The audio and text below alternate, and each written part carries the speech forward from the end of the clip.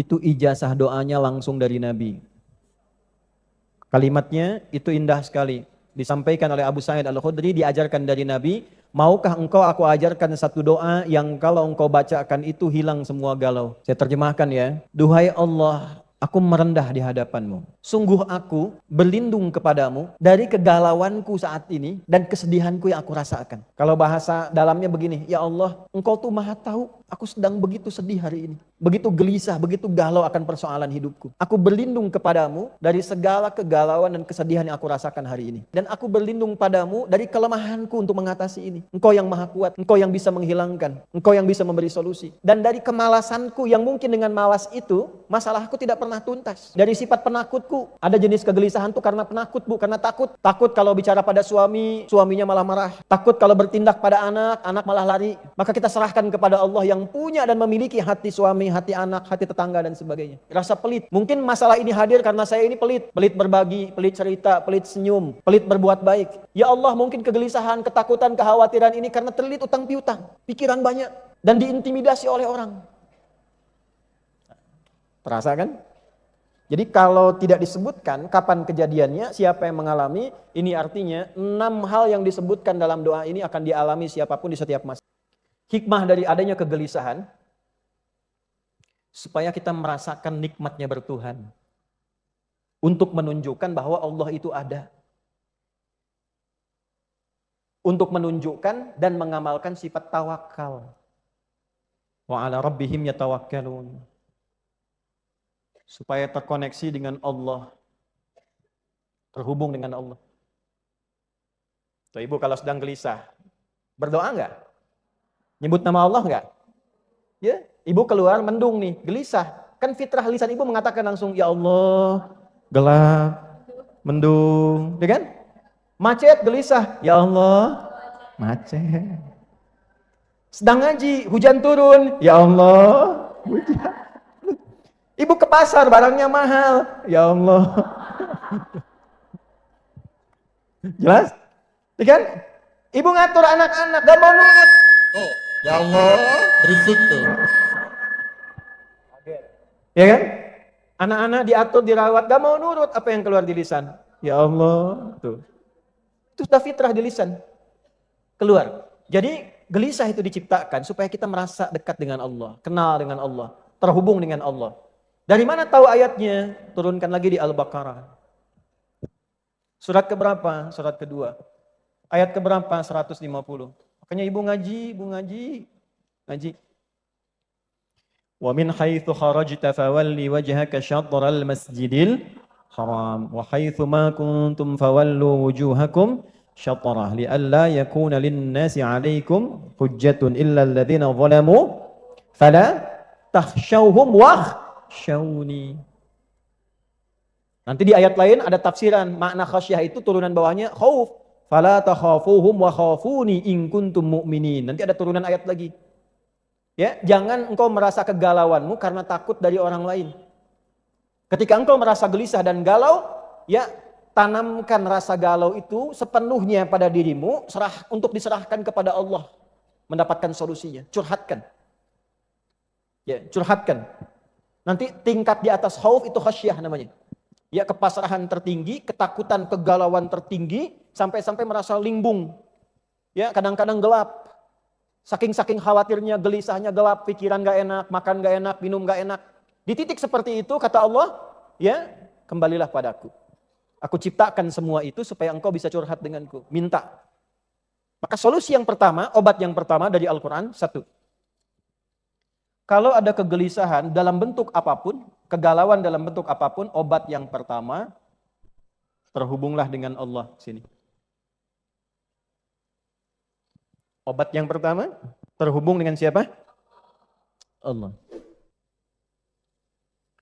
Cara terhubung dengan Allah, caranya satu.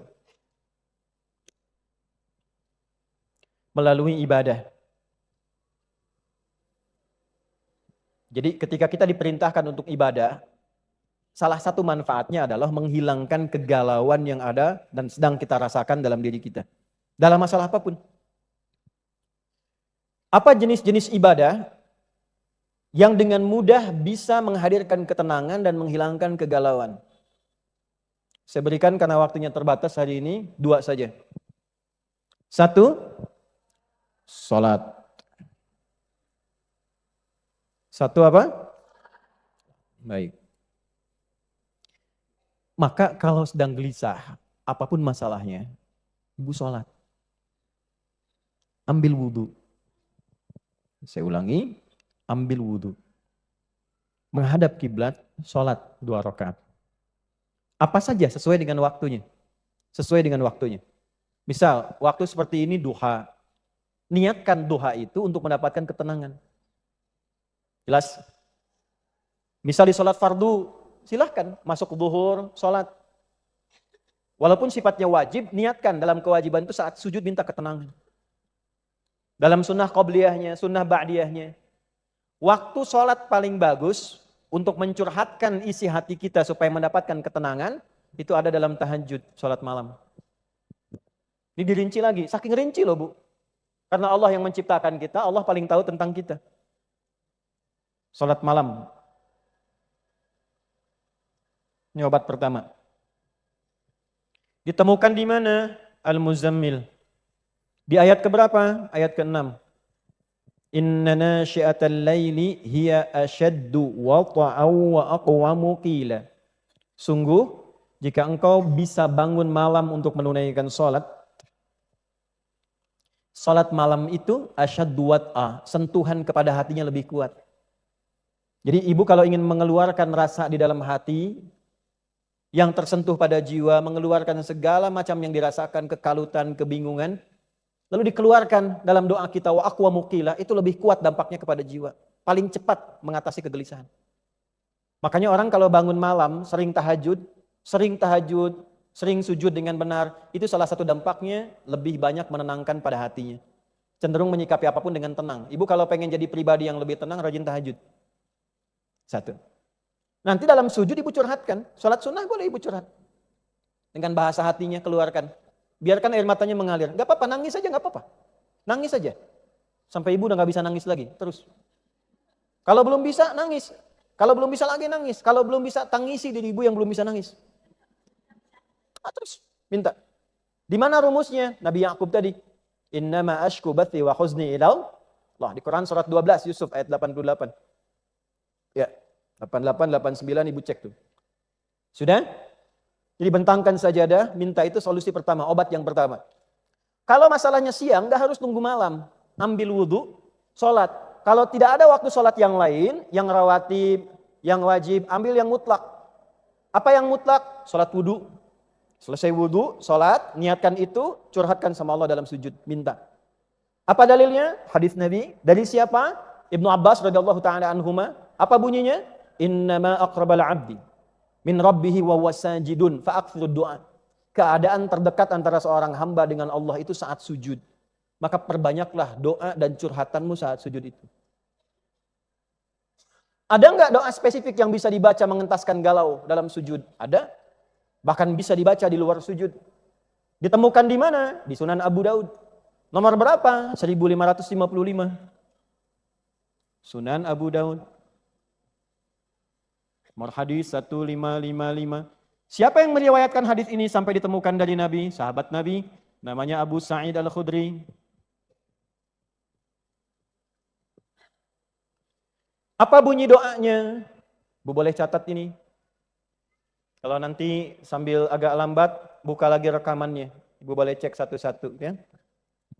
Ibu boleh ikuti. Allahumma inni a'udzubika minal hammi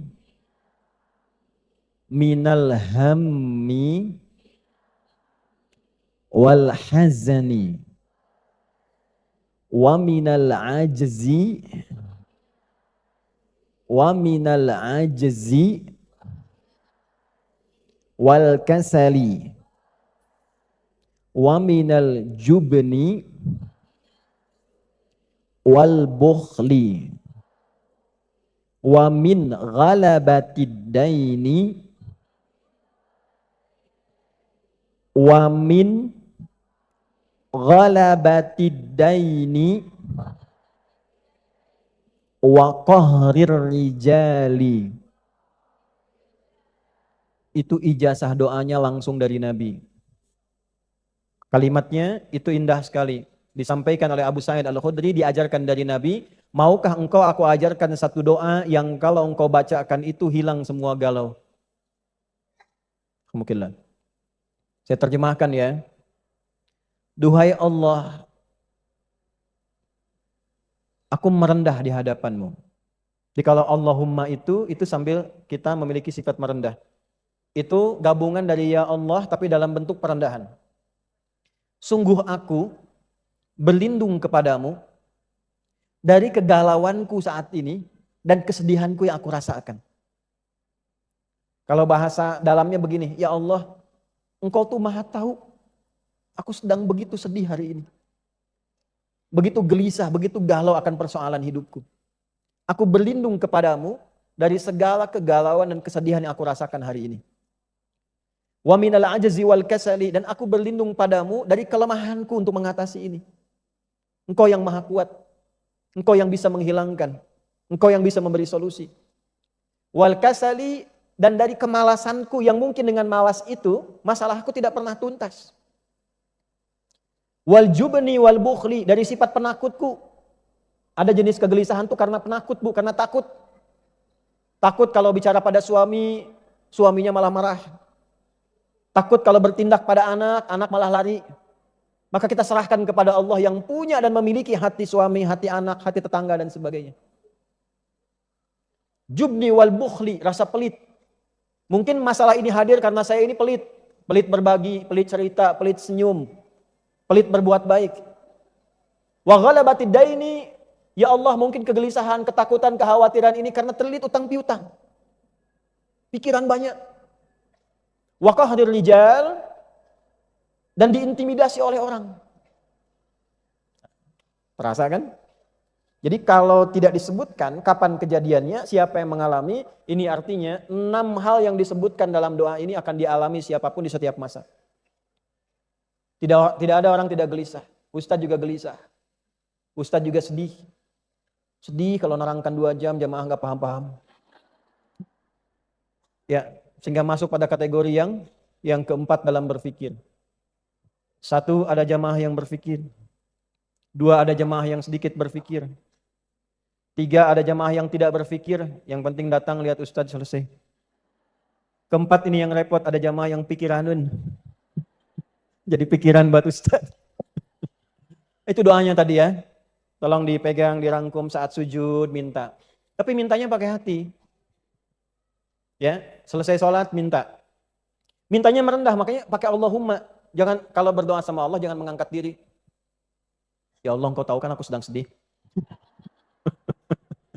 Nah, itu buang sifat begitu ya. Nah ini obat yang pertama, tunaikan dalam sholat. Kalau bisa waktunya kapan Tapi kalau punya masalah siang tidak harus tunggu malam.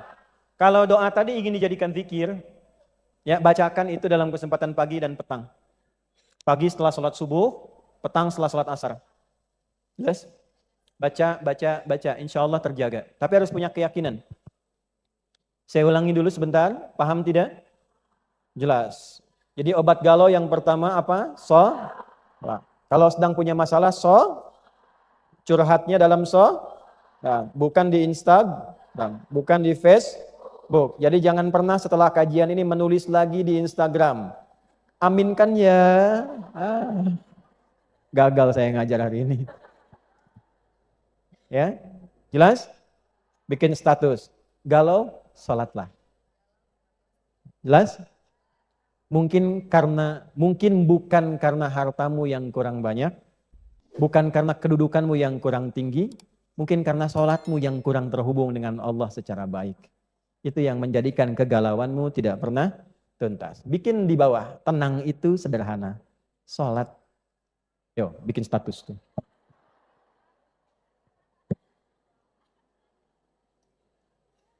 Perdalam dalilnya, perdalam.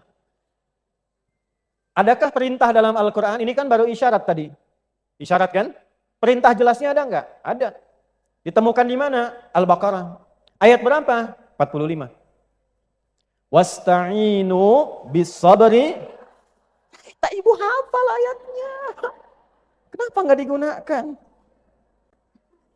Surat 2 ayat 45. Wasta'inu. Tunggu sebentar, saya mau terjemahkan. Wasta'inu, dan jika kalian punya masalah dalam hidup, mintalah solusinya. Pertama, bisabri, dengan cara minta solusinya pada Allah dengan cara, satu, sabar dulu, terima itu. Terima dulu. Bagaimana cara sabar? Tadi balik ke atas, Bu. Alhamdulillah saya yang dipilih bukan yang lain. Karena yang naik kelas itu saya. Yang punya kemampuan itu saya. Pasti bisa. Insya Allah bisa. Bisa. Katakan, itu nanti ada ayatnya itu. Katakan pada diri kita, di balik semua yang sulit ini pasti ada solusinya. Di surat apa itu? Al-Insyirah. Surah keberapa? 94. Apa nanti bunyi ayat terkait itu? Inna ma'al usri. Katakan, di balik semua yang sulit pasti ada solusinya. Kalau ibu sudah punya keyakinan gitu, hatinya lapang. Kelapangan hati dari beragam masalah yang ada itu disebut insyirah namanya. Karena itu ayat pertamanya, alam nasyrah laka. Kapan sodrun ini bisa insyirah, bisa lapang? Ketika punya keyakinan bahwa semua masalah ada solusinya. Itu dulu yang praktekkan sampai sekarang. Orang Jepang tuh nggak tahu ayatnya secara umum ini. Tapi mereka itu kalau ada apa-apa, kamu bisa. Dulu tahun 95-96, itu di TPI ada acara Benteng Takeshi. Sore itu. Dan saat ingin menaklukkan benteng itu ada tank kan, di sampingnya mengatakan, kamu bisa, gitu ya. Saya masih ingat tuh. Saya ingat gak, Bu? Ingat kan? Kenapa nyambung ke sana itu ya? Ini satu dulu ya. Jadi tanamkan pada diri kita bahwa ini bisa selesai, ini bisa tuntas, terkoneksi kepada Allah Subhanahu wa ta'ala. Kalau ini sudah hadir, tanamkan pada jiwa, lalu perhatikan, itu cara sabar, bisabri. Lalu wassalah, nggak sampai di situ. Tunaikan sholat, dalam sholat itu minta, koneksikan dirimu pada Allah, minta solusinya.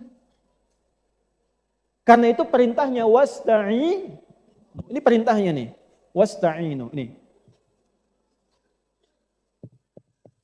Ini kan kata perintah, fi'il amr. Kalau kita ingin rubah kata perintah dalam bentuk permintaan, dirubah. Maka kalian itu jama' atau tunggal? Kalian, jama' kan? Kata Allah kalau kalian punya masalah, berarti kan bukan 1-2 orang yang punya masalah kan? Banyak kan? Jama'. Bagaimana mengganti nu di sini yang jama' menjadi bentuk permintaan? Rubah menjadi na. Dari wasta'inu dirubah jadi apa? Nah, karena nu perintah, jadi permintaan dikedepankan na-nya. Nah, lalu ista'innya digabungkan dengan na, berubah makna menjadi kami minta ya Allah. Jadi nasta'in. Sta'in. Mintanya sama siapa? Sama Allah saja atau boleh sama yang lain? Sama Allah saja. Ya. Kalau sama Allah saja, satu titik itu saja, tidak ada yang lain, maka dalam bahasa Arab disebut iyyaka. Apa namanya? Iyyaka. Perhatikan. Tadi kan kalau ada masalah, ada galau, obat pertamanya apa? Sholat. Masih ingat gak? Tadi sholat itu bagian dari apa? Ibadah kan? Ibadah. Berarti kalau kita ingin katakan, ya Allah, aku punya masalah, engkau perintahkan aku untuk ibadah. Sekarang aku ibadah. Kepadamu saja. Aku ibadah sekarang. Kau perintahkan ibadah, aku ibadah ya Allah. Kau perintahkan aku untuk minta, aku minta sekarang. Kepadamu aku ibadah. Bahasa Arabnya apa? Iyyaka na'budu. Sehingga kalimat fitrahnya muncul. Ya Allah, engkau perintahkan aku untuk ibadah, aku lakukan sekarang. Kau perintahkan aku minta saat punya masalah, aku kerjakan sekarang. Kalau dengan semua yang aku kerjakan belum kau kabulkan, dengan cara apa lagi aku minta kepadamu? Maka kita katakan, iyyaka na'budu wa iyyaka nasta'in. Apa jawabannya dalam hadis? Hadis qudsi. Hadis qudsi. Hadza baini wa baina abdi. Ini perjanjian antara aku dan hambaku. Wali abdi, kalau hambaku benar ibadahnya, salatnya sekarang benar ditunaikan, khusyuk benar salatnya, masa'ala, apapun yang dia minta, apapun masalahnya, aku selesaikan sekarang. Kayak dulu ulama kalau punya masalah, sholat, selesai masalahnya. Allah tanya balik, mau minta apa? Ada masalah apa? Bingung kan, saking banyaknya masalah?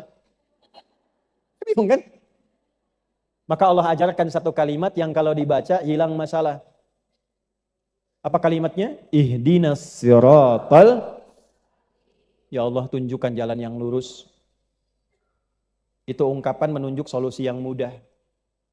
Yang gampang. Tidak berat. Ibu kalau jalan mau ke istiqomah, pilih yang berkelok-kelok, pilih yang lurus. Gampang nggak? Ya Allah, berikan aku hudan, petunjuk. Tunjukkan jalan yang mudah. Yang lurus. Anak masuk sekolah nggak harus nyogok, nggak harus belok-belok, mudah. Suami mau cari kerja, mudah. Istri di rumah tangga, mudah. Itu maknanya, mencakup semua masalah. Nanti kalau ingin didetilkan, dalam ruku, dalam sujud baru detilkan yang tadi dibaca. Tapi kalau ingin cepat dijawab, sholatnya yang benar. Makanya nanti dalam sholat itu, ketika dilaksanakan, ayat 46-nya hidup. Kan ini 45 kan? Quran surat 2 ayat 45 kan? Ayat 46-nya praktekan. Kenapa ini penting? Karena nanti dalam minta pun ada yang nggak serius. Asal baca, nggak sampai ke hati.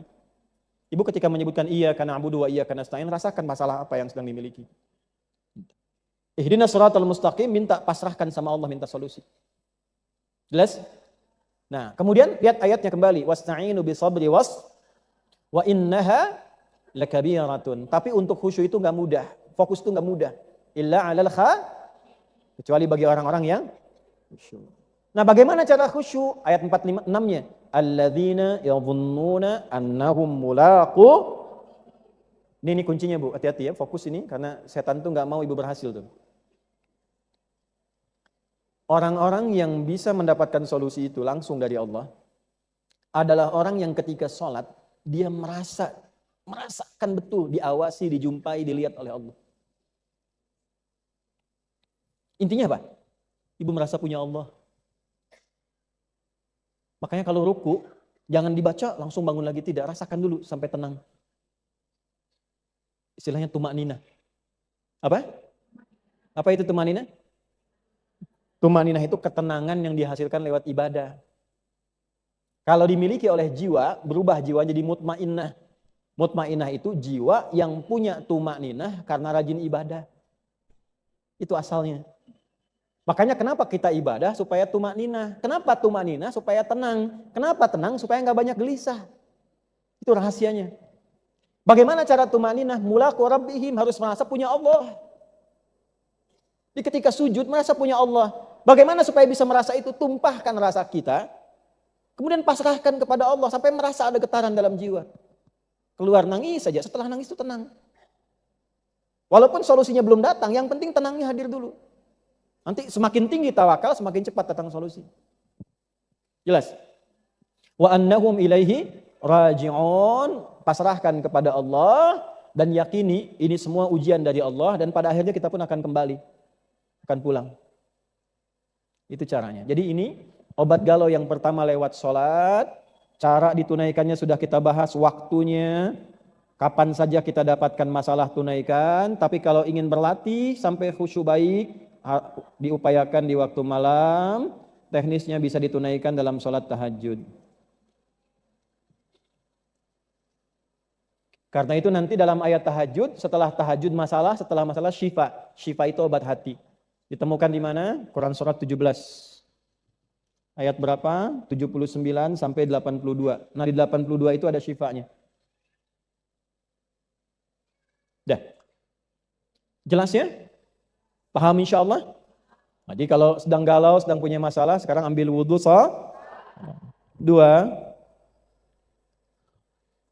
Dua Al-Quran. Dua apa? Al-Quran. Masya Allah.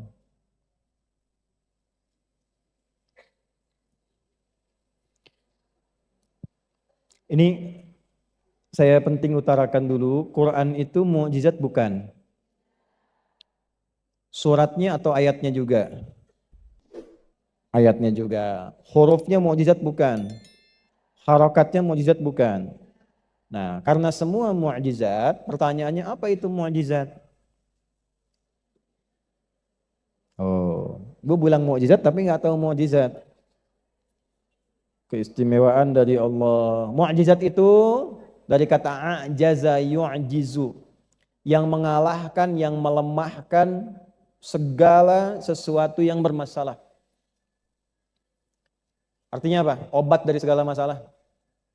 Solusi dari semua persoalan. Yang melemahkan siapa yang menantang. Jadi yang bisa melemahkan galau, gelisah, kesedihan, itu ada di antaranya adalah Al-Qur'an.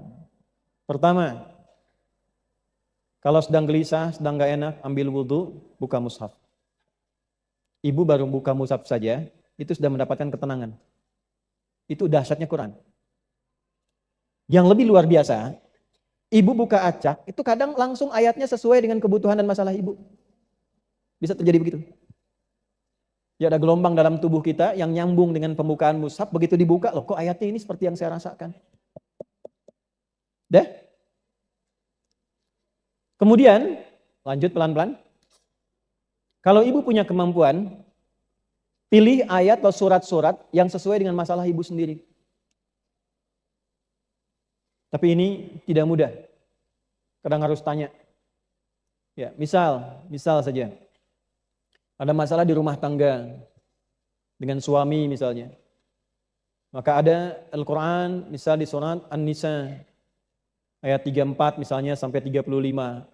Itu kalau sudah fatal-fatal sekali dan sebagainya. Ya.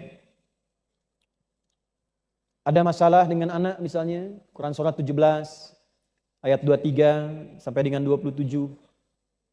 Anak masih kecil, cucu kecil dibawa-bawa supaya lurus ke depannya, khawatir jadi apa? Quran surat 31 Luqman itu. Bisa dari ayat 12 sampai 19 ya. Misal. Kemudian nanti ada surat-surat yang menjaga kita tiap pekanan. Misalnya nanti kalau malamnya itu Yasin. Ada fadilahnya. Siangnya itu Al-Kahf. Di Jumat, kalau bisa Jumat baca 2 surah. Malamnya apa? Yasin. Siangnya apa? Kahf. Sampai Nabi berkata begini, man qara'a suratal kahfi fi yaumil jumu'ati adha'a lahu minan nuri bainal jum'ataini. Paham? Tidak. Siapapun yang baca surat Al-Kahfi di hari Jumat, maka Allah akan memberikan nur pada dirinya, cahaya di setiap 2 Jumat. Artinya dari Jumat satu ke Jumat yang lain Allah kasih cahaya pada dirinya. Nur itu disebutkan 45 kali dalam Al-Quran, dibagi dalam 12 makna. Di antara maknanya ada perlindungan dari Allah, solusi dari masalah. Jadi kalau sebulan sekali dibaca, setiap bulan dapat cahaya dari Allah selama 1 tahun 12 bulan, dijaga. Ya. Jadi kalau nanti di surat Yasin ada penjagaan pada jiwa, di surat Al-Kahf penjagaan kepada raga. Jelas? Kalau sedang sedih di rumah tangga, masalah banyak dan sebagainya, surat Yusuf misalnya. Surat Yusuf. Ya, ada orang-orang yang pakar, para ulama di bidang ahli Al-Quran, mengeluarkan keutamaan surat dan ayat-ayat Al-Quran. Semuanya punya topiknya masing-masing. Semua ayat Quran itu mukjizat. Kalau ibu ingin penjagaan dalam hidup sampai meninggal di alam kubur, khawatir nanti kalau meninggal bagaimana? Baca surat Al-Mulk. Jelas? Ada nggak ustadz yang pendek-pendek dikit? Kalau sedang gelisah umum, gelisah, nggak enak, nggak tenang. Menemukan tetangga masa gitu, kan? Teman-teman nggak enak dan sebagainya. Ada 2 surat langsung, surah 93 dan 94, Ad-Duha dan Al-Insyirah. Upayakan ibu baca dalam sholat, misalnya subuh, rakaat pertama Ad-Duha, kedua Al-In. Itu satu paket ya bu, 2 surat itu berpasangan, turunnya bersamaan. Tuh. Malam mau tidur, keganggu, gelisah. Alhamdulillah. Lihat anak gelisah. Ibu mimpi nggak enak. Ya kan? Bangun, gelisah, nggak bisa tidur. Baca 3 surat dan plus 1 ayat. 3 suratnya membuat kita akan lebih merasa nyaman, lebih dingin, lebih adem, lebih cool. Maka 3 cool. Qul huwallahu ahad. Qul a'udzu birabbin Nah, 3 surat ini membuat diri kita lebih cool, terlindungi. Disebut dengan muawwadatis salat. 3 surat minta perlindungan dari kegalauan akibat gangguan-gangguan syaitan. Jadi ada nanti dari 7 itu, selain makna tawakal kepada Allah, makna khauf juga, memang satu andalannya setan, senjata andalan setan untuk membuat manusia frustasi sampai mengakhiri hidup. Ditemukan di mana itu? Ali Imran, pindah. Surah keberapa? Ketiga. Ayat berapa? 175. Innama dzalikumus syaitanu yukhawwifu awliya'ah. Quran surah ketiga ayat 175. Ada? Innama dzalikumus syaitanu yukhawwifu awliya'ahu fala takhafuhum wa khafuni in kuntum mu'minin. Itu yang tadi saya katakan, tafsir dari yang Al-Baqarah ayat 150 salah satunya. Sungguh yang mengakibatkan kadang, maaf ya, merasa depresi, anxiety, kebingungan, kegalauan, kegelisahan yang dalam. Sampai menghukumi ini nggak mungkin, nggak bisa, stres. Dan sebagainya. Nggak bisa melakukan apa-apa. Itu salah satu faktor yang terdalamnya. Sebetulnya bukan karena masalahnya. Karena setan mengaktifkan senjata utamanya. Membuat jiwa orang itu berkesimpulan bahwa ya sudah nggak bisa apa-apa saya. Sehingga kemampuannya nggak aktif. Alih-alih menyelesaikan masalah, dia memvonis dirinya sendiri. Ditakut-takuti sama setan. Itu bahasanya. Innama dzalikumus syaitan. Itu yang menyebabkan demikian itu setan. Yukhawwifu awliya'ahu. Memberikan ketakutan, menanamkan kegelisahan, membuat depresi, tidak tenang, anxiety dalam dirinya terus gak enak. Tapi itu hanya bisa terjadi kalau diikutin setannya. Jadi kalau dalam suara hati ada yang mengajak ibu supaya pesimis, depresi, memvonis diri, jangan diikuti. Itu setan. Bu jangan lihat saya begitu. Setan itu yang, bukan saya. Saya ulang ya. Siapa itu? Setan. Yang menyebabkan itu setan. Jadi kalau ibu sedang punya masalah, terus tiba-tiba dalam hati gitu. Dah kamu memang begitu. Kamu mah lemah. Kamu dilarutkan dalam keadaan demikian. Yakinkan, itu setan sedang bekerja. Tapi itu hanya akan terjadi kalau diikuti. Yukhawwifu awliya'ahu. Membuat, menanamkan, menghadirkan rasa takut, depresi kepada yang mau ikut dia. Lalu kata Allah begini, fala takhafuhum. Jangan diikuti. Bu, jangan diikuti. Jangan takut dengan bisikan setan, jangan khawatir. Lawan itu, lawan. Gak benar nih. Kamu pasti bisa. Gak benar. Paksa sholat, paksa baca Quran. Lawan. Kalau nggak dilawan, nanti kebawa terus. Rasa takut itu kalau nggak dilawan, nanti akan takut terus, Bu. Gelisah kalau nggak dilawan, itu akan gelisah terus. Orang takut dengan ketinggian, harus diajak naik tinggi. Supaya merasa nggak ada apa-apa. Kalau nggak pernah begitu, takut terus. Nah sama orang yang sedang depresi, sedang takut, sedang macam-macam, itu harus dilawan dalam dirinya. Nah bagaimana cara melawannya? Wa khafuni in kuntum mu'minin. Pasrahkan semua kekhawatiran, kegelisahan itu kepadaku, kata Allah. Kalau kamu memang beriman padaku, ditanya imannya. Tuh yang khawatir, yang galau, gelisah, memvonis diri, ditanya balik sama Allah. Kamu beriman gak? Imannya dipertaruhkan. Hanya orang beriman yang mau mengaktifkan imannya. Aktifkan imannya, Bu. Sehingga ketika iman itu hadir, aman diri kita. Nah, cara kita untuk mengatasi itu dengan bersandar pada Allah, itu bagian tipikal orang beriman. Dan pekerjaan kita mengatasi kegelisahan itu bagian dari amal soleh. Jadi jangan salah, amal soleh itu bukan hanya sholatnya. Ketika kegelisahan, kegalauan itu dilawan karena Allah, dituliskan jadi pahala, Bu. Dari mana dapat taunya? Quran surah 16. Ayat berapa? 97. Quran surah 16 An-Nahl ayat 97.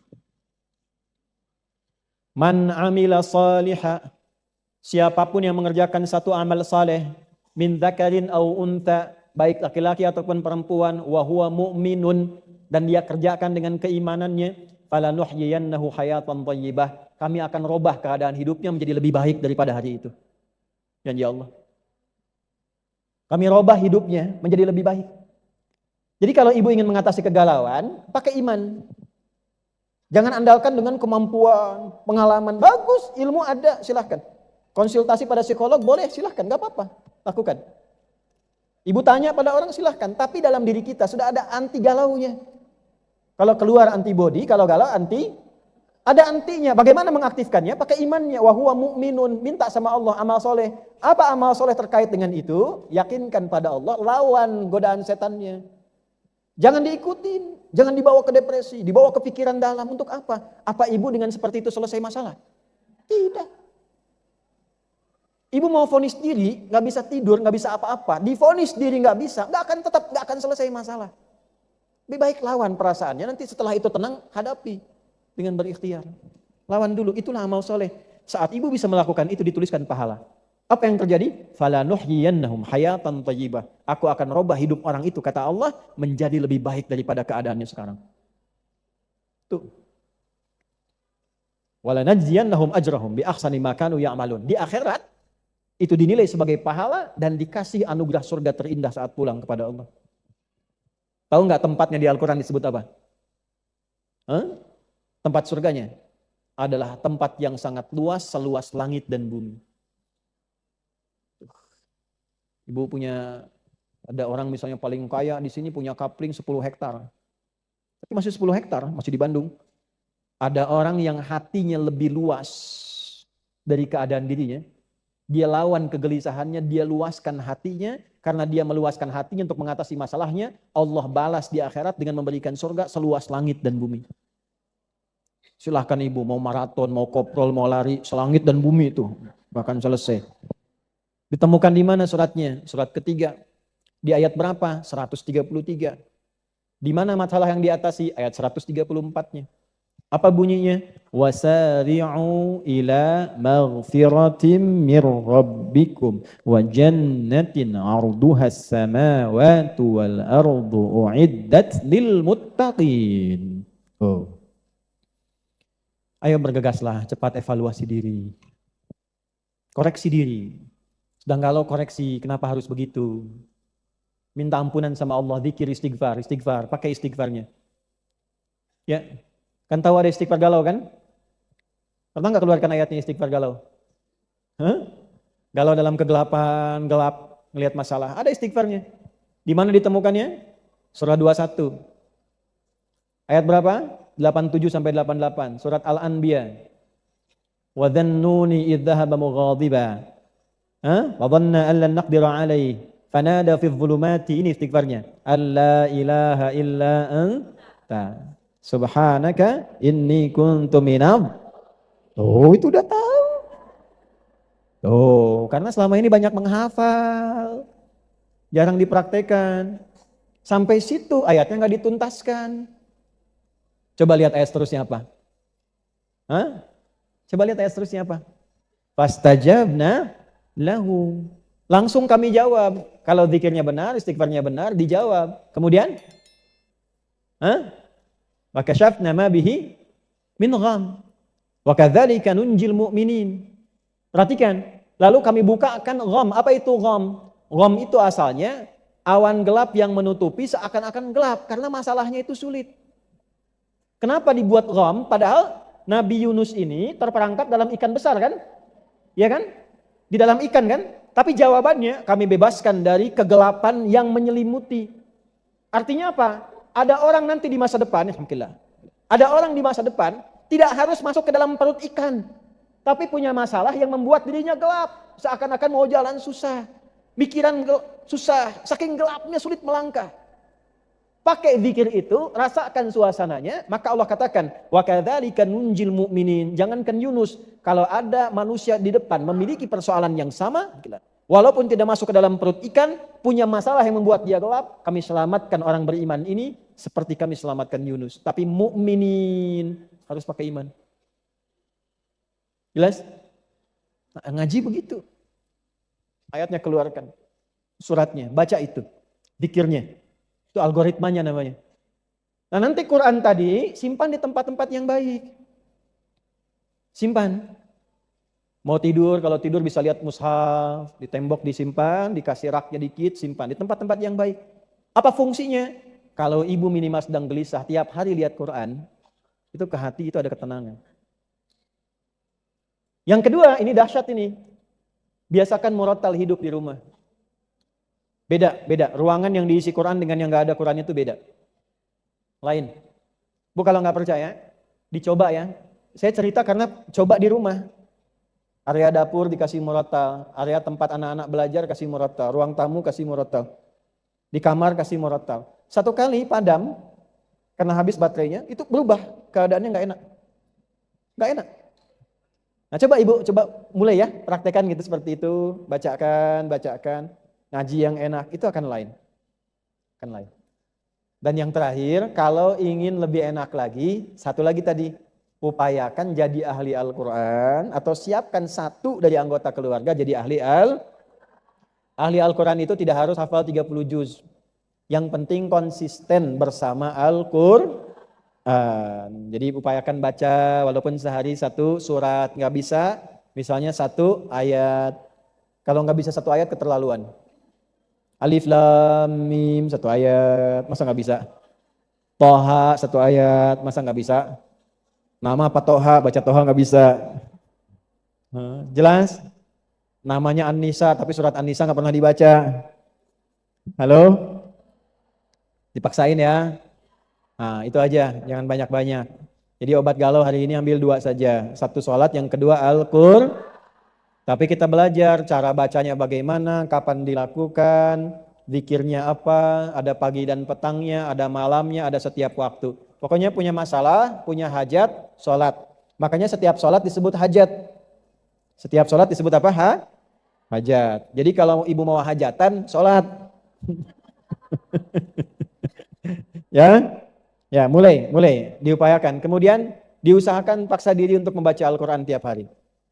Kalau sedang tidak suci, minimal mendengarkan aja, belajar hukum-hukumnya. Baik ya? Diupayakan, dimaksimalkan mungkin. Insya Allah kalau sudah seperti itu akan lebih baik keadaannya. Terakhir saya ajarkan doa, ini singkat padat, tapi nanti insya Allah akan membuat kita itu lebih cepat mau sholat, cepat mau belajar Al-Quran. Bu boleh ikuti lagi seperti yang pertama tadi. Bismillahirrahmanirrahim. Allahumma paksain. Ayo rekam. Ayo rekam terus. Gampang kan? Allahumma paksa dari sekarang ya. Paksa sholat, paksa baca Quran, paksa melawan kegalauan dalam diri. Jangan dikalahkan oleh godaan-godaan Allahumma paksain. Jelas Bu? Nanti kalau ibu ditanya sama suami di rumah, belajar naon tadi sareng Ustad, Allahumma paksa. Dah cukup ya.